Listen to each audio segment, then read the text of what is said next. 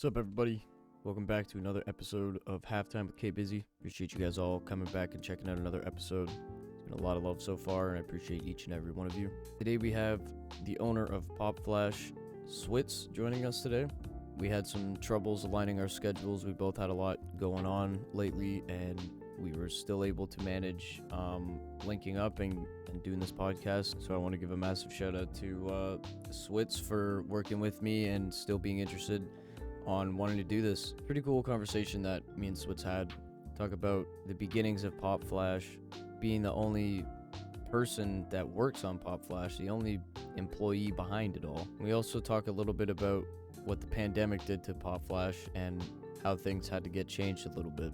I'm going to make the intro short and sweet this week, and we're going to just jump right into it. So I will catch you guys on the outro. Enjoy this episode with the man himself, Switz.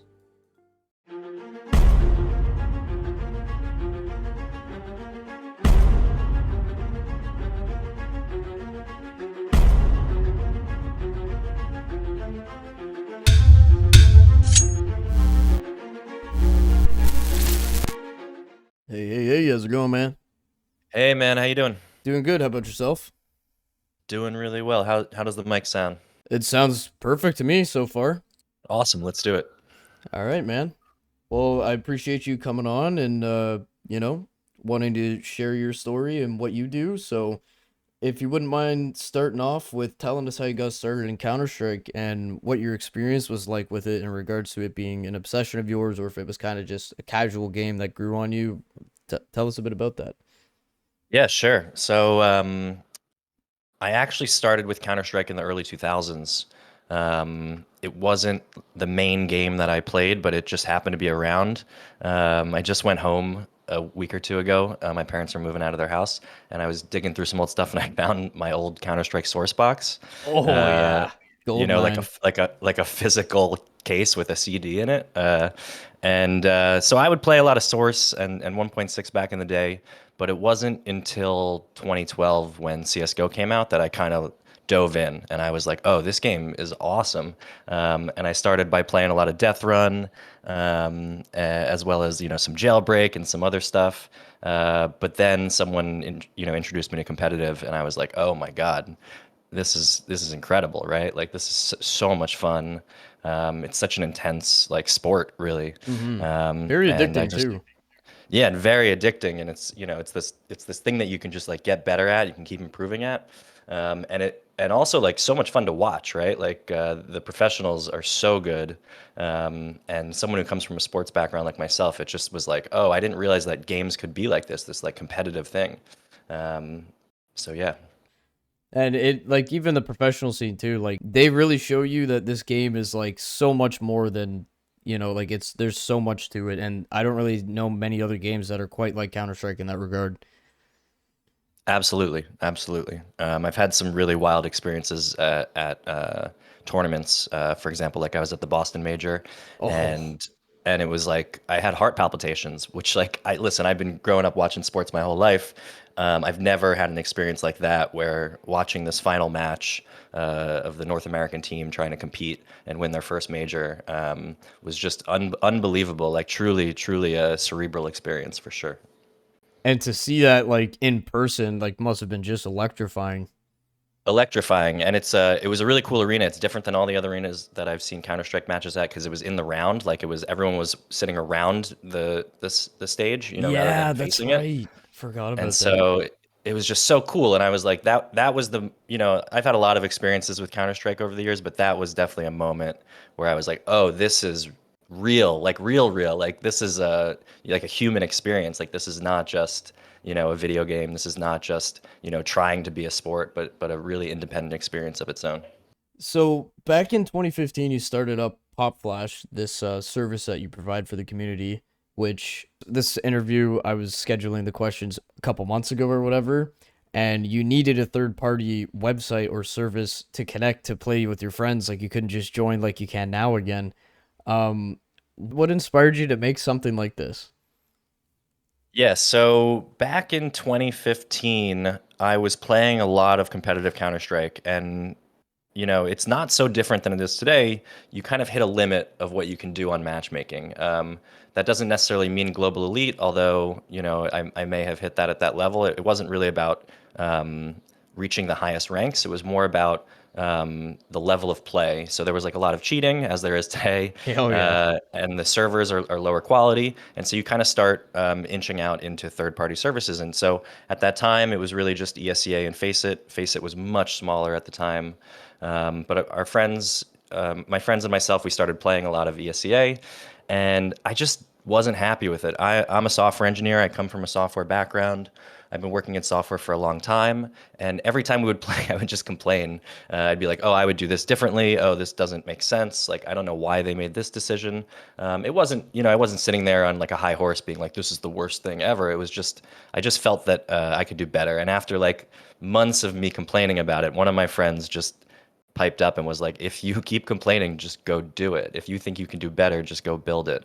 And so initially, PopFlash was intended to be a matchmaking platform. Like, I really wanted to build a better matchmaking. And if you go back to our launch, which you can Google on Reddit, it's like July 2015, you'll see it was actually launched as a matchmaking service. And then the night before, uh, I launched the matchmaking service, I realized, oh, I have all the tools here to build out a scrimming platform as well. Like, all I needed to do was add a couple features, and everything else was reusable. And so the night before I launched, I just quickly cobbled together a user interface for scrimming. And now, to this day, PopFlash doesn't have matchmaking and is entirely a scrimming platform. So for those who don't know, PopFlash is basically like a white glove service for playing Counter-Strike matches with your friends. So if you're a team and you want to compete against another team, but you don't want to manage a server, you don't want to deal with, setting up plugins and all this stuff, you come to us. We give you just a few clicks to customize all the things you need, like friendly fire, custom maps, anything like that. You click a button and you can launch a server in over 30 locations around the world. And then we keep track of your stats and your demo and all that stuff too. But it's really just a really easy way to launch a Counter-Strike match with your friends, and that's kind of the North Star, and that's kind of what I've been working on for all this time. That's awesome, man. And I think having the community maps on the workshop being playable and how you add them into your service and stuff like that, especially like a few months ago before you could just join people in game.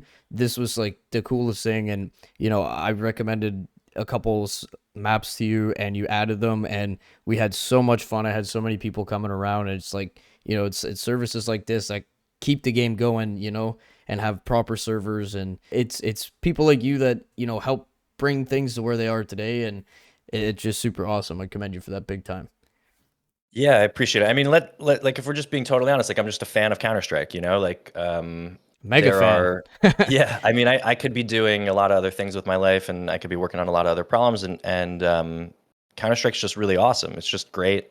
And my goal is not to, build the biggest business or to build, the most successful platform. It's really just to work hard, enjoy my life, and give myself the flexibility that I need to do the things that I want to do. And so I'm driven by like, how do we make Counter-Strike better? Like all these mappers, they spend I mean, thousands of hours, like 5,000 hours building a map. And then what happens is they launch it and then people play it for 2 weeks and then it kind of like disappears. And Yeah. if they're lucky enough, Valve will add it to the game, right? Like if they're fortunate enough, Valve will pay them some money, they'll get it in the game. But even then, it kind of just sits around and like gets played for a few months and then dies out. And so with PopFlash, there's just like an opportunity to give maps kind of a platform to kind of, you know, be more accessible, to kind of show up more permanently. Like they're not just like showing up for a week and then disappearing.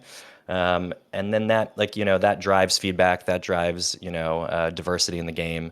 And the reality is, like, we're just kind of stuck on the same maps we've been playing for 20 years. And this game needs new maps. Like it's really important to the health of the game, and keeping it really interesting and keeping it diverse. So I just think it's really important.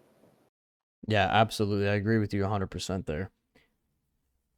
So, Popflash is 100% entirely run by yourself, correct? Yeah, that's correct. Yeah. So, what do you ever face difficulties with, like doing maintenance and coming up with new ideas and executing the ideas? Like, how is there a big workload on your shoulders being the only person involved with this? It's a really good question. So, yes and no. The reality is that the hard thing about running a service entirely by yourself with no employees is that nothing gets done unless you do it. So, when someone pops in and they're like, "Oh, you misspelled something here on the website." It's like, oh, it's really easy, but it's like, unless I fix it, no one else is going to fix it.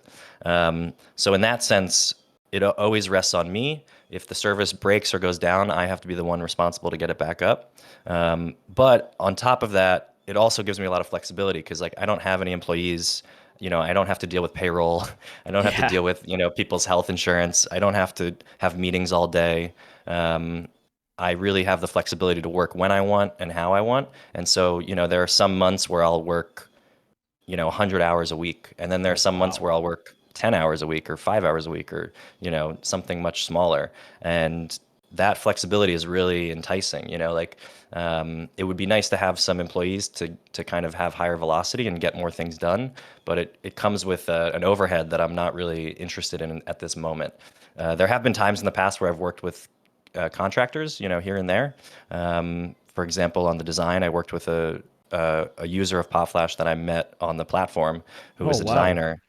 Yeah, and he reached out to me and he was like, "I'm a designer. Here's my portfolio." And I have I have a high bar for designers. Like I really don't I don't really work with people unless I think they're talented. And I was like, this guy's so talented. And it turns out he had never worked professionally before and was just looking for an opportunity. And we ended up working together for like a year building the new PopFlash design that Wow. you currently see. And so, there are times where I will work with people, but working alone definitely has its ups and its downs. For sure. And I mean, I can't blame you there at all because, like, if you're making so much effort and working so hard to create something to be successful, you know, sure, it's all like life is all about giving people chances and, the opportunities and stuff like that. But at the same time, you don't want to just give anybody an opportunity. Like, as mean as it sounds, like, you got to have something to bring to the table or else it kind of makes your brand look a certain way. You want it to look professional. Yeah, yeah, it's not such an elitist thing as much as it's like I only work with so many people. So if I'm gonna work with someone, I need them to have a certain level of talent that they bring that I don't personally have, and skill sets that I don't have. Mhm.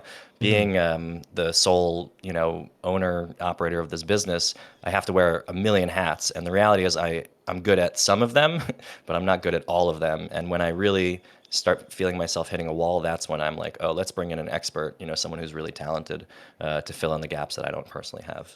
So, what was your vision coming out of the gates creating this, and has your vision changed at all now, or do you have the same kind of vision as you did when you started? Yeah, so the as I like answered a bit earlier, the original vision was a matchmaking service, and I really felt like that was something I could build at a really high level. Once I kind of launched the platform, what I noticed is that matchmaking is really, really, really hard. And the reason it's so hard is that you need a lot of people coming in the queue every hour. If you're in the queue and you're waiting and you're six people, if you wait for 45 minutes, you're not going to come back the next week and use the service again. And so what happens is you really need this like critical mass of people that are constantly coming. And as a new service, it was really hard to keep that consistent. What I noticed though was that the scrimming side of things got really popular like really quickly. And since you're obligated to bring your own friends, there's no expectation of the service to deliver people for you to play with. It wasn't really my responsibility to make sure that that happened. And so I think within 6 months, maybe 8 months, I had shut down the matchmaking side of the site, and the scrimming side continues to this day. And I don't think that other than that pivot, I don't think the vision has really changed all that much. The vision has grown a little bit. When I first started, I was like, let's just do one thing and do it really well. Um, Now it's like, well, how do I just keep making it better? Now we have like 1v1, 2v2, 3v3, 4v4, 5v5. Now we have, a lot more customization available to you. Now we have like way more servers that you can play on. And so the vision, since 2016 hasn't really changed, but it's just grown in scope a little bit. For sure. And it has definitely seen a lot of growth. I remember, I think my friend in Denmark introduced me to Pop Flash. I don't know, maybe 2016 it was like the first or second year that like I got into Counter Strike, and I was like, I don't know what the heck PopFlash is. And he's like, just sign in, it's super cool. And I haven't really used it up until like a couple years ago because I kind of took a break from doing scrimmages and stuff like that, and life happens and whatever. But it has definitely seen a lot of growth, and the name is still floating around like a lot. So it's super cool to see that you started this almost 10 years ago now, and it's still thriving to this day. It's super badass. Yeah, thanks, man. I appreciate that. Absolutely, bro. So the next thing I kind of wanted to touch on was, things like advertisements and selling user data being incredibly common amongst businesses for the sake of adding to their profits. Popflash is different in that regard and does not participate in either of those, which is a bold and respectable move. What made you choose to focus on that and be different from other people, brands rather? Yeah, yeah. I mean, I think it comes down to two things. The first is that I don't personally love that style of business. That's not to say that, you know, you should never do that and that it's the worst thing in the world and that this is like a huge moral quandary. It's just that like I just don't like it. I don't like selling user data. I don't like businesses doing that. I don't do it myself. I don't like businesses selling user data. I don't really love advertising as a whole. Like I think that I'm not here to argue the merits of advertising or not. It's not the most evil thing in the world, but it's just not important to me. And the other thing is that I just don't think it's beneficial to my business. My business is a trust-based business. I'm one person. I don't, I'm not here to make millions of dollars, and I'm not going to make millions of dollars. So at the end of the day, like the most valuable asset that I have is my brand name and my trust. And so if I start selling user data, I start littering the site with ads and invading user privacy, it's just going to lead to less business over the long run. I'm sure that if I did that, I would have made more money early on. But I also think I probably wouldn't be here 9 years later. I wouldn't have this stable service that's just kind of like operating and working. So yeah, I just think ultimately like it's just bad business. And if you're in a larger scale or you're in a different kind of business, that those numbers might change. But for my business, it just doesn't really make a whole lot of sense. Yeah, for sure. And I also think it's kind of, I don't know, maybe scummy may not be the proper word, but I think it's personally think it's kind of scummy that other businesses, people trust them enough to use their personal information to, log into their websites and whatnot. And they go and, sell their information to third parties to just get more money to make their company even better. So for PopFlash to not even be interested in that and just like solely rely on, having the trust of the players, I think speaks like tremendous. You know what I mean? Yeah, I just want to add one thing, which is that like ultimately like businesses and consumers kind of have you know, they don't have their incentives necessarily aligned, right? Like what the business incentive is to make money and the user incentive is to play Counter-Strike. Those aren't necessarily the same thing. But in Popflash's case, like given the structure of our business, meaning no, we don't sell data and we don't have ads, they're actually like deeply aligned, which is basically like you pay me money to use my platform and I provide the platform. And Yeah. so we're in it together, kind of like we're if you don't pay me money for the platform's going to die, right? So Mhm. you're actually incentivized to kind of participate. And a lot of our customers kind of, I think that they kind of pay the monthly fee more out of like goodwill than out of like, oh, I desperately need this. Like we have a lot of users that just, support PopFlash just because they love it. And it's just kind of this thing where as long as, the users keep supporting it, I'll keep running it. And then the day that that kind of stops happening, well, then, if I can't afford to run it anymore, then I won't. But keeping our incentives aligned where you give me money, I give you a service, and then like that's it, that's the end of the transaction Yeah, is exactly. It's is perfect. kind of beautiful. Like it's not something that happens in our world so often. Absolutely. And at the end of the day, like me as a customer makes it stupid easy for me. And for you as the owner of the business, it makes it stupid easy for you too. Like it's perfect all around any way you look at it. Right, exactly. So, how many users has PopFlash seen to date? Do you find that people are inclined to come back and resubscribe to continue having access to these services that you provide? Yeah, yeah. So to date, we have 1.9 million registered users. Wow. Yeah, that's over 9 years, so it's been a long time. Um, but all of those are like legitimate users. Like they're not, if you come in and sign up, then that's a real user. Like I don't, there's no like inflating that number. We're not like pulling users from the Steam or whatever. Yeah. Those users combined have played 1.5 million matches. Oh my So god, that's so yeah, so I crazy. mean, if I don't know what the average match length is, but if you said 40 minutes, and let's just say there's been a lot of time spent on Counter-Strike matches in PopFlash, and the size and impact of those numbers is not lost on me by any stretch. That's amazing. I thought it would have been high. I did not think it would have been almost 2 million. That's like insane. That's amazing.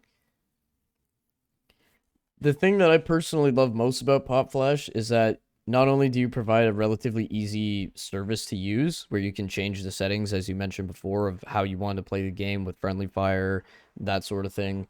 But you actually allow people to suggest community made workshop maps, which is something we also touched on recently earlier. How is it that you're able to add any map from the workshop into PopFlash for users to play with their friends? Is that something that's like super difficult or? Yeah, I mean, it's kind of one of those things that like makes PopFlash PopFlash. Like I think it's something that all of the services out there have some ability to play workshop maps. But I always try to find like the thing that, is a little bit weird that will like take a little bit more work but will provide a more holistic Counter-Strike experience. And so I built out an entire feature where you can search the workshop from PopFlash. You can click a button to suggest any workshop map. I manually go in and I approve each one individually, but generally speaking, if you suggest a map and it fits our requirements, because I don't want people to suggest like an aim or like an aim training map that you can't do that on PopFlash. It's not really compatible with the service. Mhm. But if you come and you like let me know, I get a notification anytime someone suggests a map, and I'll review it. And it just gets natively added like right into the platform. And then once it's in the platform, you can just play it. For all the reasons I mentioned before. I really think that like, you know, the value of PopFlash comes from its deep knowledge of the game. Like, the thing people always ask me is like, well, can you do this for other games? And the reality is like, yeah, but it's not going to translate, right? Like, I don't understand Valorant at a high enough level to provide a service that is as good as PopFlash is for Counter-Strike to Valorant. Mhm. The value comes from this like niche knowledge of expertise, of providing a really, really, really, granular platform for Counter-Strike. Yeah, for sure. And like, let's say even if you went over to Valorant and you did the same kind of service like PopFlash for Valorant, if you don't really know that kind of knowledge, I feel like it might not have the same effect as it does with Counter-Strike because Counter-Strike is kind of, where you're more involved and you have the more experience in Counter-Strike. So business-wise, maybe it wouldn't even really make sense in that regard either. Yeah, I think you're right. It's super cool to see that you've stuck with Counter Strike for so long, and 1.9 million users. It's paid off and continuing to do so. For sure, for sure. Yeah. Do you have any plans on adding new features to Pop Flash that you're willing to speak on, or is there stuff that you're working on behind the scenes that people should just be on the lookout for? Yeah, I mean, there's so many ideas and so many things to work on. Um, I always try to make sure an idea has some kind of legs before I start working on it. Over the 9 years, there's been a lot of features that I've picked up and dropped off. I'm trying to think if there are any interesting ones to talk about. I mean, let's talk about, yeah, why don't we talk about this? So like one thing that I've been thinking about for a long time is like a rating system, right? Like, putting a rating system into PopFlash could be pretty interesting. But as you start to break down the complexities of this idea, like it gets really complicated really quickly. And so what happens is, well, what does the rating system mean? Like, let's start there. Like, what is a rating system? Well, is the goal for it to be, who's the best, of all time? Like, kind of like an ELO system where your rating represents your skill level, or is it to show a user's skill level at any given time? That would be like an HLTV rating or a Leadify rating. Like what was your performance in this match? It's not really tied to your long-term performance. Sure. And then there's like, well, or should we show who's grinding the hardest, right? Like, a matchmaking rating. Like I don't know how everyone else's matchmaking rating is, but like it seems like every time I play, I could get plus 300 for winning and minus 100 for losing, Yeah, which yeah. which basically means like you're on an upward trajectory. Like so, the more you play, the higher your number gets. If you win and lose 50-50, you're still going up in the rankings, and so you end up with this situation where like, well, what rating system makes sense for PopFlash? Like all three kind of make sense, and none of them really accurately display anything of real merit. So, it's one of those things where like I've done tens of or hundreds of hours of work on rating systems, and at the end of the day, I always just like kind of stop and I'm like, I don't know which one is the best and which one is the right one for all the people. And when I talk to my users, they want all three of them, or separately. And so that's something that may come down in the pipeline. Like I think there's some really interesting stuff you can do there, and we can talk about it for hours. But yeah, I think a rating system is one of those things that seems really simple on the face, but then like as you dig into it, it just gets more and more complex. Yeah, absolutely. But on the bright side, if that does ever happen, I feel like that would continue to incentivize people to keep playing Pop Flash because when people see a leaderboard, they go, "Oh my god, I need to get a good number on the leaderboard." So that would be another really great thing to have on Pop Flash. I would love to do that too. I think that'd be really unique. Yeah, well, maybe it'll come to a pop flash near you sometime. Yeah, for sure. So have you faced any like hardships over the 9 years of trying to run all of this by yourself? Have you run in any barricades? And if you have, how have you gone around them? Such a good question. Absolutely. I think that anyone who runs a business is going to run into a lot of hardships and a lot of problems. I think even more so, doing it alone. Um, I think the biggest hardship we ran into was like for the first 5 years of PopFlash, it was entirely free. I didn't charge anyone a dime. There was no paying customers. There was no advertisements. I funded the business through consulting work that I was doing on the side, software consulting. Okay. And I kind of was stuck, and I was like, I don't really know what to do. I don't know how to like turn this into like a profitable business. It turns out the answer is really simple. You just start charging people. But at the time, it was really confusing. Like it was kind of I didn't want to ruin it. I didn't want to destroy it. I didn't think people were really going to pay. And when the pandemic happened, uh, basically, I don't know if you remember, but like everyone was stuck inside playing video games all day. Like Yep. only video games, and every platform out there, whether it was Counter-Strike or Discord, like any gaming service related, like just dealt with a quadrupling of user activity, like to the point where it was absolutely insane. And so I think like a month into when the pandemic hit the United States, it had already been going on overseas for a little bit, but like a month into it hitting the United States, the PopFlash usage grew out of control, and the platform was free at the time. And what was initially costing me like $1,000 a month to run, maybe a little more, had ballooned up to like starting to cost like eight, nine, $10,000 a month. What? And yeah, and so basically like I was sitting there and I was like, oh my God, I can't afford this. Like I don't have the money to run this. Maybe I Yeah, can that's like do it crazy. for a month, but it's like this went from being like this really fun thing that I've been doing for 5 years to being a platform that I couldn't afford to operate. And so I remember sitting in my bedroom office and just sitting there and being like, I don't know what to do. Like, should I just shut it down? I had thought about shutting it down in the past. Remember, like this was just like kind of something that was fun. I wasn't making any money off of it. And I kind of just sat around and I was like, you put so much time and effort into this. Like, why don't you give it a shot? Why don't you come up with like an idea? And I sat down and I basically I shut down the platform for like 24 hours, 48 hours. And I came up with an idea and I was like, I'm just going to start charging $5 a month. I'm going to make sure that one person in any group pays it. And I'm just going to see what happens. And like, if not enough people sign up and I can't afford it, then at least it was a fun run and it was the end of it. So I spent 48 hours taking down the site, re-architecting it to support like a paid model, and launched it. And the response from the community was incredible. I mean, I think that if I had done it on a random Tuesday, the response would have been a little bit more mixed, but people were so empathetic in the wake of the pandemic and Hmm. so empathetic by the growth. It was such like an obvious story. Like the story made sense. I wasn't lying to anyone. I wasn't misleading anyone. I wasn't pulling the rug out from under anyone. I had given a service away for free for 5 years. Yeah. And, I just told everyone the truth. You can go look up the message that I wrote. It was really earnest. It's still true. And the community responded in kind and they supported us. We lost a lot of usage. I think at the peak before we were averaging 800 concurrent matches. So that's like 8,000 people playing on PopFlash at once, Yeah. which is just an absurd number. And I'm sure, Faceit can listen to this and be like, well, we do 8,000, on a Tuesday at 2 a.m. But like, whatever, it was a lot for me. And yeah, it's just like people really supported it. And, there have been times where I brought back some free stuff, and there's been times where I've like kind of leaned more on the paid stuff, trying to find a way to like balance the two. But the reality is like the community just was like really open-minded to supporting PopFlash.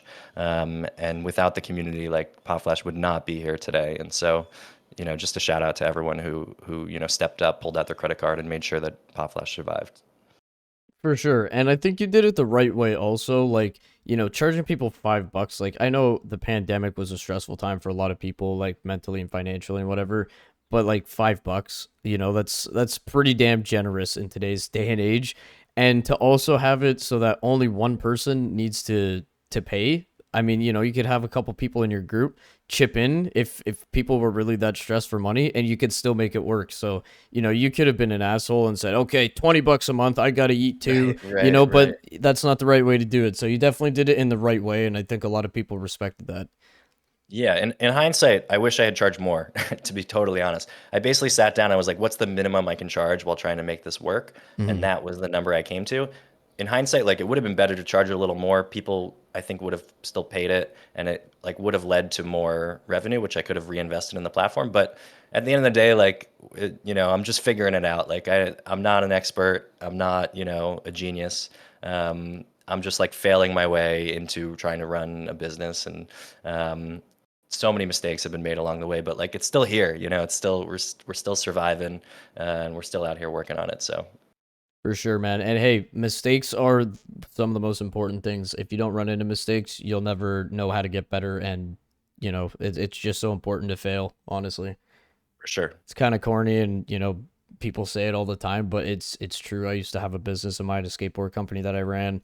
I made plenty of mistakes there too. And you know what? If you have like that kind of business mindset, a mistake is one of your best, like your best tools. Like you learn so much from them. Yeah, absolutely. I think that every business is like a series of decisions, and all you got to do is get like half of them right. And if you get half of them right, your business is going to do all right. Like I think that I don't think people realize that how much a fork in the road comes at every business decision, and how much like going down one will totally lead you astray. And Hmm. so just making sure that you're making some of them correct is really important. And then when you make a mistake, like own it quickly and move on. Yeah. Yeah, absolutely. So that's pretty much everything I had for you. I appreciate you sitting down and wanting to do this with me. It means a lot. The last part of my show, usually I have the guests, if they want to share anything that they're working on, which you kind of already touched on. Floor's yours. Yeah, I appreciate it. And thank you so much for having me on. This is like so cool to do. Popflash is something, I've been working on for 9 years. So it's very much like consumed my life, and I don't get the opportunity to talk about it so much. So thank you for giving me this opportunity. The shout out I want to give is to the users of Popflash. They're so cool. It's like Popflash is the coolest Counter-Strike community.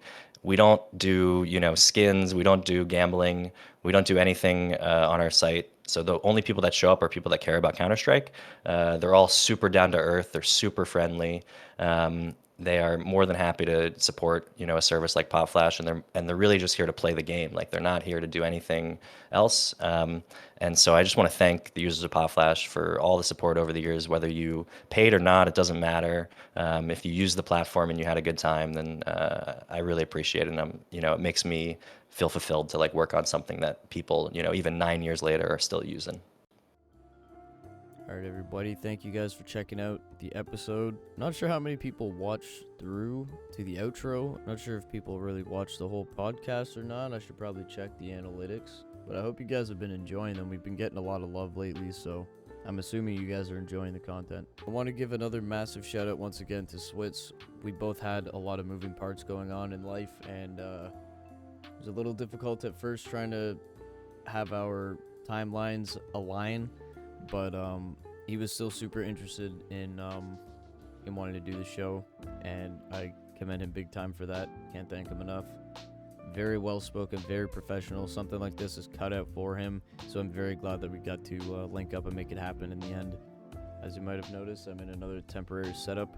Gonna try and fire off these podcasts relatively quickly because this is like my first time using my PC in a week because I've had to unplug it due to the move and everything.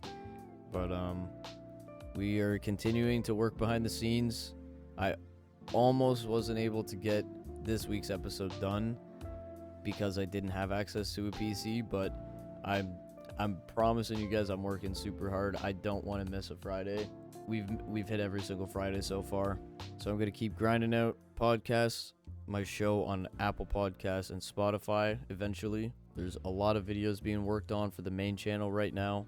The link for that will be in the description for my main channel if you guys wouldn't mind checking it out. I have a lot going on. I'm considering even getting an editor lately. I don't make money off of anything I put out, like any of this content that I make across all my platforms. I don't make money on, but I have a vision. I think an editor would put a lot of weight off my shoulders. So if you guys know of any editors, please feel free to reach out to me.